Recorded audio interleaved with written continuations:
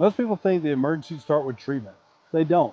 They start with priorities, because if you rush into treatment before understanding the scene, you may actually become the second patient. And even if you don't, you may focus on the injury while the environment keeps making the patient worse. That's why one of the very first things taught in formal training is scene awareness and threat assessment.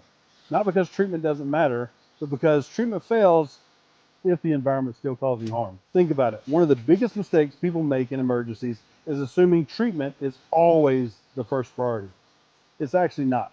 The first priority is actually responder safety.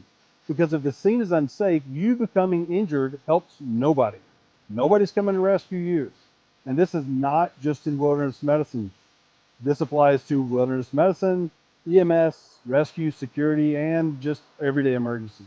That is why scene safety becomes one of the very first lessons taught in TECC and TCCC training. Not because medical care is unimportant, but because environments kill people, including responders. People hear scene safety and think it only applies to shootings or tactical situations. It actually doesn't. Scene danger can be rain, traffic, ice, fire, down power lines, unstable terrain, aggressive people, machinery, water, heat, cold, or just simply standing in the wrong place at the wrong time. People decide that they're going to rush towards an injury, while experienced responders actually slow down long enough to understand the environment first. That doesn't mean that you freeze, and it does not mean that you delay life-saving care unnecessarily. It means you identify what is actively dangerous before you commit yourself to treatment. Because the goal is not just to reach the patient, the goal is to help the patient without creating another victim.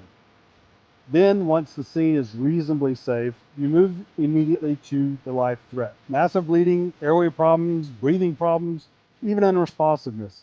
It's the things that kills in minutes. This is where treatment actually starts. But this is where another mistake happens. People begin treatment and stop evaluating the environment. They get tunnel vision.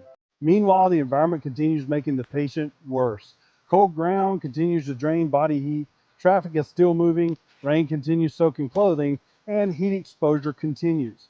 The patient is still exposed to the wind, and an unstable slope is still unstable. So even though treatment may technically be correct, the situation keeps deteriorating. That's why experienced responders constantly battle two things at the same time. Treat the life threat, control the environment. Treat the life threat, control the environment. Because the environment is not separate from patient care, it's actually part of patient care. A hypothermic patient may still need insulation before advanced treatment matters. A bleeding patient in traffic may need movement before bandaging. And a patient in extreme heat may continue declining until you control the exposure. And sometimes the best medical intervention is not complicated at all. Warm them, shade them, protect them, or even move them only if necessary.